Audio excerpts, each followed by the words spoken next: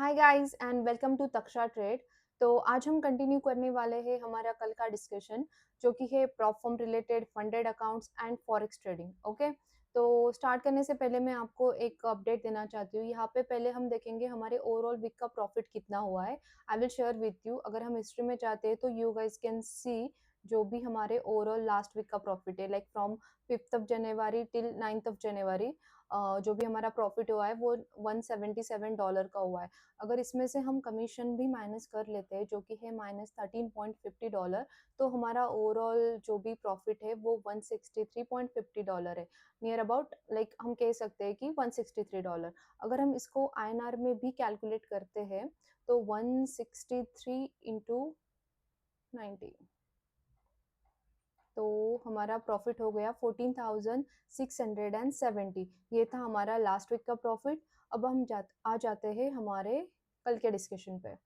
तो कल जैसे कि मैंने बात की थी, एक सेफ अप्रोच, जो भी बिगनर्स है वो स्टार्ट करना चाहते हैं फॉरेक्स ट्रेडिंग, तो उनके लिए मैं सेफ अप्रोच बताऊंगी, specially when it comes to funded account. तो गाइज, कल भी मैंने एक पॉइंट मेंशन किया था कि अगर आप कोई भी फंडेड अकाउंट बाय करना चाहते हो, first thing you have to do a research about that platform. जिस प्रोफर्म का आप फंडेड अकाउंट ले रहे हो उसका अच्छे से रिसर्च करो, देन आप डिसाइड करो। ओके, अभी हम यहाँ पे आपको दिख रहा होगा कि मैंने अपने स्क्रीन पे कुछ पॉइंटर्स मेंशन किए हैं। तो आई होप कि ये पॉइंटर्स एक बिगनर के लिए हेल्प करेगा, एक सेफ अप्रोच आप बना सकते हो इसके हेल्प से। तो फर्स्ट पॉइंट यहाँ पे जो कि है वो है अकाउंट साइज। तो जैसे कि प्रोफर्म्स के अकाउंट साइज होते हैं, $5,000 का अकाउंट होता है, $10,000 का अकाउंट होता है, $50,000 का अकाउंट होता है, $1 लाख का अकाउंट होता है। तो हमें क्या करना है, स्टार्ट करना है छोटे अकाउंट से, लाइक $5,000 का, and never goes to directly jump to कि $1 लाख का अकाउंट ले लिया, अभी रूल्स और डिसिप्लिन मेंटेन तो नहीं कर पाए और वो फेल हो गया। तो इससे बेटर है कि हम छोटा अकाउंट है जो कि $5,000 या $10,000, उससे स्टार्ट करें। तो यहाँ पे अगर रूल्स भी ब्रेक हो जाते हैं, यहाँ पे हमें कुछ सीखने भी मिलता है, और जो भी हमारे पैसे हमने बाय करने में लगाए थे वो भी हमें, मतलब ज़्यादा लॉस तो नहीं होता है। ओवरऑल मेरा यही कहना है कि स्मॉल से स्टार्ट करो, जैसे कि आपका जो भी लॉस है वो कम होगा अगर फेल भी हो जाता है तो। Then we will go to discipline and consistency. मैं अपने हर ब्लॉग में बताती हूँ आपको डिसिप्लिन एंड कंसिस्टेंसी कितना इंपॉर्टेंट है, और फंडेड अकाउंट आपसे यही चाहता है कि आप डिसिप्लिन रहो, कंसिस्टेंसी मेंटेन करो और पेशेंस रखो। ओके, तो थर्ड रूल है जो कि है rules and regulations. Rules and regulation is the most important point guys, क्योंकि अगर रूल समझ में नहीं आए और फंडेड अकाउंट ले लिया, वो फेल हो गया, तो कोई फायदा नहीं है, it's just a waste of money. तो रूल समझो, रीड करो, समझो, और फिर जाके फंडेड अकाउंट लो। यहाँ पे मैं आपके साथ एक मेरा रियल एक्सपीरियंस शेयर करूंगी।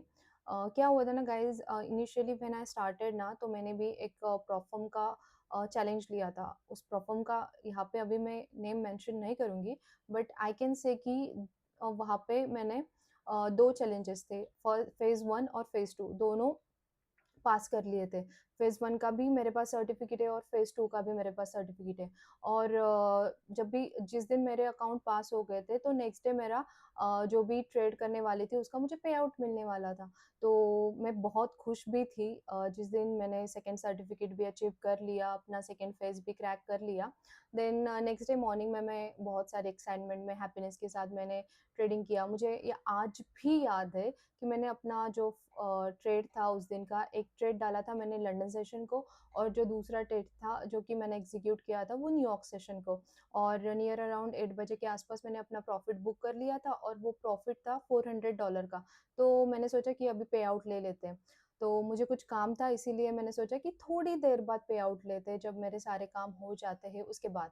तो उसके बाद मैंने जब मेरे सारे काम हो गए, तो उसके बाद मैंने जो भी पेमेंट, हमारा पे आउट का प्रोसेस होता है, तो मैंने वो स्टार्ट कर दिया, और उसमें सडनली मुझे एरर आने लगा।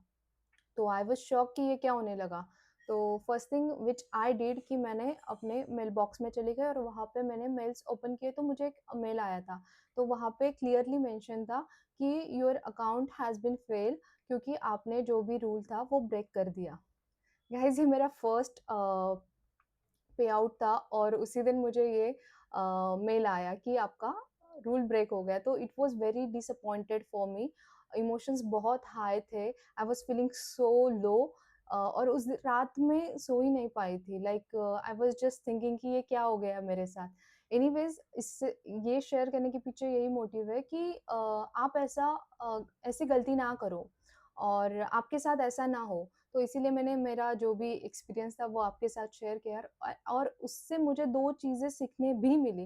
लाइक एक वो जो कि रूल्स और रेगुलेशन कितना इम्पोर्टेंट है, और सेकंड कि इमोशंस को कभी हावी नहीं होने देना है। तो मेरे इमोशंस थे जिस दिन मैंने अकाउंट पास किया, वो मैं बहुत हैप्पी थी, और एक्साइटमेंट हो गई थी। और जिस दिन मैंने ट्रेड एग्ज़ीक्यूट किया और मैं पेमेंट अपना पे आउट लेने गई, तो बहुत डिसअपॉइंटमेंट भी हो गई और सडनली मैं लो फ़ील करने लगी। तो ये सारी चीज़ें होती है अगर आप इमोशंस को हावी होने देते हो। तो इसीलिए इमोशंस कंट्रोल करो, और इसका डायरेक्टली रिलेशंस होता है हमारे माइंडसेट और साइकोलॉजी से। तो अगर आप हम हमारे इमोशंस कंट्रोल कर पाए तो हमारा साइकोलॉजी भी अच्छा रहता है और माइंडसेट भी अच्छा रहता है। अब आ जाते हैं हम हमारे 4th पॉइंट पे, जो कि है डेली लॉस लिमिट, और जो 5th पॉइंट है वो ओवरऑल ड्रॉडाउन है। तो एक बात यहाँ पे अच्छे से सुनो गाइज़ कि जो भी डेली ड्रॉडाउन उसे हम कहते हैं डेली लॉस लिमिट। मतलब आज अगर मेरा $10,000 का अकाउंट है और उसका मेरा डेली ड्रॉडाउन है $500, तो उसे मुझे ब्रीच नहीं होने देना है। और जो ओवरऑल ड्रॉडाउन है वो आपको ओवरऑल 1000 है फॉर एग्ज़ाम्पल, तो वो 1000 को ब्रीच नहीं होने देना है। ये दोनों चीज़ें डिफरेंट है। डेली मीन्स आपका डे का जो भी लॉस है, वो ब्रीच नहीं होने देना है, और ओवरऑल मीन्स आपका जो भी फंडेड अकाउंट है, उसका उन्होंने सेट किया है, फॉर एग्ज़ाम्पल 10,000 को $1000, तो वो भी ब्रीच नहीं होने देना है। अगर वो ब्रीच हो जाते हैं, तो फिर आपका अकाउंट फेल हो जाता है। देन मोस्ट इम्पोर्टेंट की लॉट साइज़। लॉट साइज़ भी बहुत इम्पोर्टेंट है। आपके अकाउंट के साइज़ के हिसाब से आप लॉट साइज़ सिलेक्ट करना। और जो भी आपका अकाउंट है, लाइक फॉर एग्ज़ाम्पल आपका $5000 का अकाउंट है, तो छोटे लॉट साइज़ से स्टार्ट करो। $10,000 का है तो थोड़ा लॉट साइज़ बढ़ा लो। तो इस हिसाब से आप लॉट साइज़ सेट कर सकते हो। और 7th पॉइंट इज़ कि रिस्क मैनेजमेंट। रिस्क मैनेजमेंट बहुत इम्पोर्टेंट है गाइज़। आपको जो भी आप लॉसेस लेते हो, जो भी आप प्रॉफ़िट सेट करते हो, वो आपका कैलकुलेटेड होना चाहिए। अगर आप अपना लॉस सेट कर रहे हो फॉर एग्ज़ाम्पल डे का $500, तो आपको पहले से ही पता होता है, राइट? एक दिन मेरे साथ क्या होता है ना, मैं आपको इंसिडेंट शेयर करती हूँ। व्हेन आई वाज़ लाइक मेरा लॉस हो गया था, and my brother suddenly came in my room and he saw कि क्या हुआ? तो उन्होंने स्क्रीन पे देखा कि मेरा लॉस हुआ है $500 के आस ऊपर ही था, लाइक $500 समथिंग था, अभी मुझे एग्ज़ैक्टली तो याद नहीं। तो वो बोल रही थी इतना बड़ा लॉस? तो आई सेड कि हाँ। तो उन्होंने मुझे एक क्वेश्चन पूछा कि तुमने स्टॉप लॉस नहीं लगाया था? आई सेड यस लगाया था, और जो भी लॉस मुझे अभी स्क्रीन पे दिख रहा है ना, वो मेरा कैलकुलेटेड था, प्री डिटरमाइंड था। क्योंकि मुझे पता था अगर मेरा आज लॉस होने वाला है तो इतना ही होगा। इसीलिए मैं वहाँ पे न्यूट्रल थी, जो भी लॉस हुआ $500, मैं वहाँ पे न्यूट्रल और काम थी। तो अगर आप रिस्क मैनेजमेंट करते हो ना ऐसे ही, तो उससे क्या होता है ना, जो भी लॉस होने वाला है उसके लिए आप प्रिपेयर होते हो, और आपका माइंडसेट और साइकोलॉजी अगेन खराब नहीं होता है। तो ये एक चीज़ हो गई, उसके बाद हम आ जाते हैं रिस्क फैक्टर पे। आपको जो भी रिस्क लेना है वो परसेंटेज में लेना है। जैसे कि आपका ओवरऑल अकाउंट साइज़ है $10,000 का, उसका कुछ परसेंटेज सिलेक्ट कर लो, लाइक 1%, 2%, 5%, 0.5%, व्हाटएवर इट इज़। तो वो भी डिसाइड करना आपको बहुत इम्पोर्टेंट है। फॉर एग्ज़ाम्पल अगर मैं मेरे पास आज ₹100 है, और मैंने आज सेट कर लिया है कि मैं अपने ₹100 का 1% दूँगी या फिर 10% लॉस दूँगी। तो इससे ऑलरेडी आप अ, मतलब वो चीज़ें एक्सेप्ट करने लगते हो कि लॉस जितना भी होना है वो इतना ही होना है, लाइक इससे ज़्यादा तो होगा नहीं। और जब होता है ना, तो हम उसके लिए मतलब उस पे रिएक्ट जो करते हैं ना वो नॉर्मल करते हैं। हमारे इमोशंस ज़्यादा मतलब इमोशंस वहाँ पे ज़्यादा हम कह सकते हैं कि काम नहीं कर पाते, क्योंकि वो माइंड से रिलेटेड होता है। माइंड हमारा कहता है कि तुम्हारा वो लॉस तुमने पहले ही डिसाइड किया था और उतना ही हुआ। तो ये सारी चीज़ें आपको ध्यान रखनी है। And the last points are like 1 to 2 trades daily, then no over trading and no revenge trading.